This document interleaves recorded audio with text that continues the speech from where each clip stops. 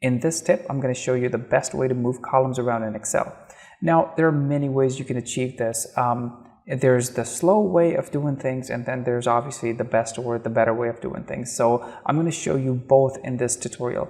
But what is it that we're trying to achieve? We're going to go ahead and try to move the zip code column here between gender and pounds. So this is the weight, this is the gender. We're going to try to move the column in here somewhere. Let me show you the way that you're not supposed to do this. Well, first of all, if you were going to move this, you can just go ahead and click on the move tool. And if you let go, you'll notice that it's going to prompt you with a message that it's going to overwrite the data in column C, but that's not exactly what we're going for. We want to push the data between column B and column C. So I'm going to go ahead and click on cancel.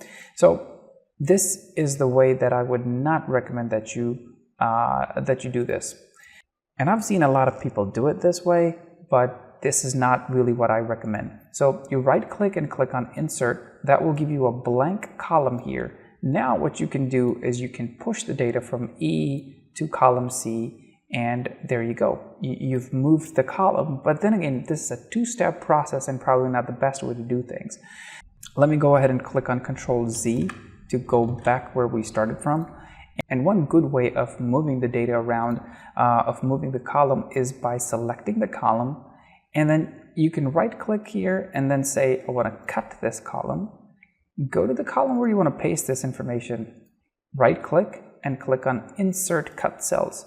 You'll notice that it's going to move that column around, and it's actually pushed the data from pounds over to the right. So this is great. I'm going to hit Control Z because there is another way to do this, and this is the one that I use most often, and that is by selecting the column. And now I'm going to have to move this column around. So what I can do is I can move it, but I'm going to hold down the Shift key. So I can move it between B and C, or I can move it between A and B.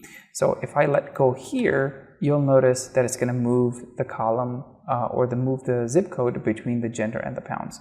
And this is the most efficient way of moving columns around in Excel. Well, I hope you enjoyed this tip. And if you like these tips, please go ahead and subscribe to our channel and stay tuned for more videos. Thank you.